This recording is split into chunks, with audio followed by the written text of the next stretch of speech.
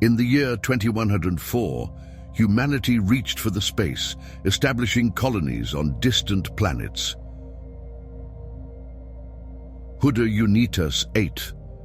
Colonia, a resource-rich outpost, became a lifeline for Earth colonies in space, extracting vital materials like hydrogen and dotricite, while the lives of those who toil turn into mere statistics on a ledger. But beneath the surface of this thriving colony, a rebellion was brewing. Inside a dimly lit meeting room, we see Mr. Samuel, the chief engineer, addressing a group of exhausted but impassioned colonists. His brow furrows as he contemplates the new law proposed by Culminates systems. His face is weary, yet his voice radiates determination. When we signed on for 3 years, we believed we were contributing to progress, not being shackled to a corporation's greed. They want to extend our contracts to 7 years without any say. We cannot allow this to continue. We are human beings, deserving of dignity and freedom. Epictetus taught that it is not what happens to us, but how we respond that matters. We must take control of our fate. During a late night, Samuel sits alone, tapping the condensation from a cold metal surface with furrowed brows. He reflects on the teachings of the Stoics, words of ancient philosophers echoing in his mind. In the face of adversity, we are taught to control our reactions. We may be powerless against Culminates systems' greed, but our actions toward freedom lie solely in our hands.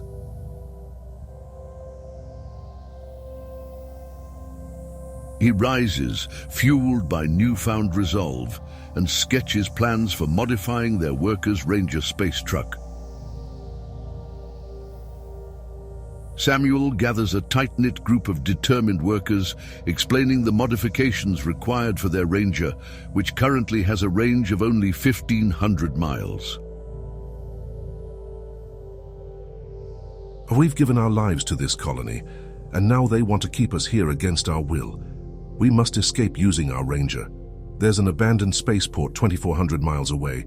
If we can reach it, we can find a ship and return to Earth. The group murmurs in agreement, but the challenge ahead looms large. The truck, a rugged vehicle designed for the harsh conditions, stands ready but limited. Samuel examines the specs, his mind racing.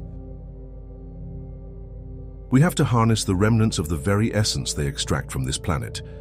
With dotricite fuel at optimal efficiency and modifications for insulation against this cold, we can test its durability. The Ranger can only travel 1,500 miles on hydrodotricite. We need to modify it to make the full journey. But how? Samuel begins to sketch out plans, recalling Stoic principles of resilience and ingenuity. He gathers materials from the research center, his hands moving deftly as he works. Like the Stoics, we must adapt to our circumstances. We cannot control the cold, but we can control our response. We will make this work. After hours of labor, they finally finish the modifications. The Ranger now has an extended fuel capacity, ready for the treacherous journey.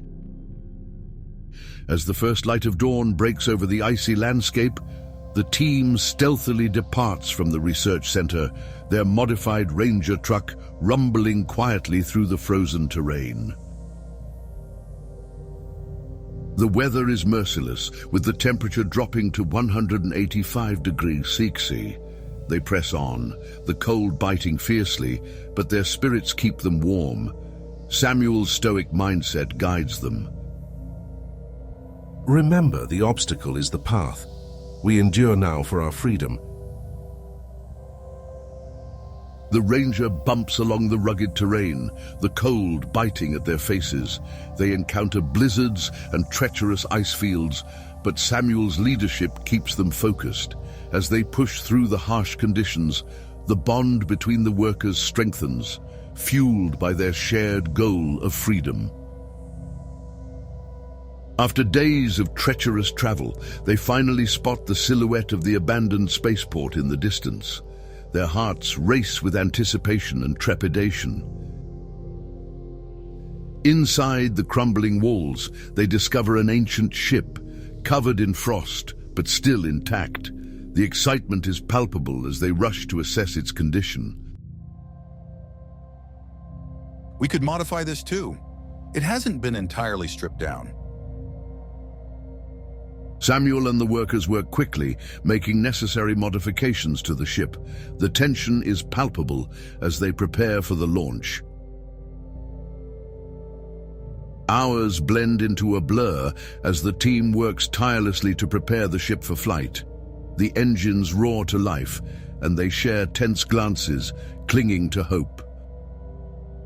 With a final checklist, they blast off the icy ground, an exultant moment juxtaposed against years of hardship. With a roar, the ship's engines ignite, and they lift off from Hoodder Yunitas 8, leaving the colony behind. We did it, we're free. The ship descends onto Earth's soil, the familiar atmosphere enveloping them. The ramp lowers, and they find themselves stepping onto a platform where throngs of people, reporters, and loved ones await. The colonists step out, weary but triumphant. How does it feel to be back on Earth after years of hardship? We fought for our freedom, and we will not let anyone take it from us again.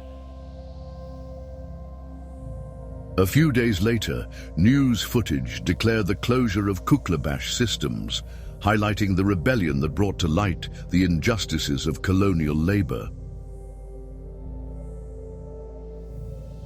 In the struggle for justice, the Stoic philosophy reminds us that our true strength resides within our choices, and in choosing to fight, Samuel and his comrades became not just escapes, but symbols of resistance proof that even in the coldest of worlds, the warmth of courage can illuminate the darkest paths.